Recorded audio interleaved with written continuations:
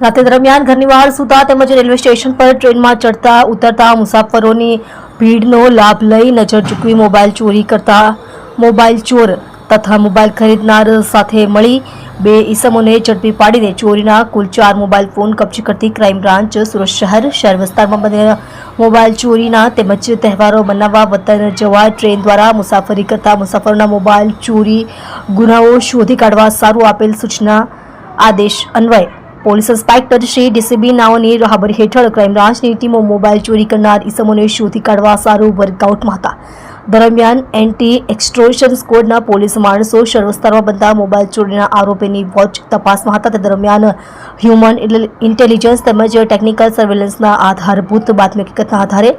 વેડ road Surat ખાતેથી આરોપીઓ તરુણ ઉર્ફે હરિયાણા સુરેશ રંગા રહે ઘર number 202 golden apartment Katargam Surat તથા રમેશ હરીશભાઈ પુરોહિત રહે ઘર નંબર 301 વૈભવ એપાર્ટમેન્ટ રામજીનગર સોસાયટી વેડ રોડ સુરત નાઓને આજરોજ ચોરીના મોબાઈલ નંગ 4 કિંમત ₹34,000 સાથે ઝડપી પાડવામાં આવેલ છે. પકડાયેલ આરોપી તરુણ ઉર્ફે હરિયાણા રંગા નાવ સુરત ખાતે કતારગામ ખાતે રહે છે, જે સુરતમાં ગુજરાત માટે રેલવે સ્ટેશન ખાતે ચાની લારી ચલાવતો હતો, જેમાં ધંધો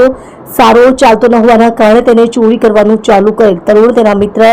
મિર્ચી સાથે મળી રાતે દરમિયાન ઘરની બહાર સૂતા માણસોના મોબાઈલ ચોરી કરતો હતો, પરંતુ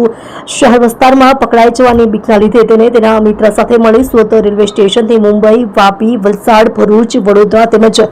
રતલામ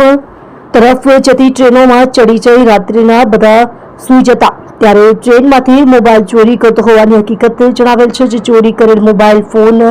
વેડ રોડ વિસ્તારમાં અંબિકા મોબાઈલ રિપેરિંગની દુકાન ધરાવતા રમેશ હરીશભાઈ પુરોહિતને સસ્તા ભાવે વેચાણ સારું આપતો હતો. તરુણ પાસેથી કબજે કરેલ મોબાઈલ તેને આજથી 15 દિવસ પહેલા વડોદરા રેલવે સ્ટેશન પાસે ટ્રેનમાંથી ચોરી કરેલ હોવાનું જણાવેલ છે.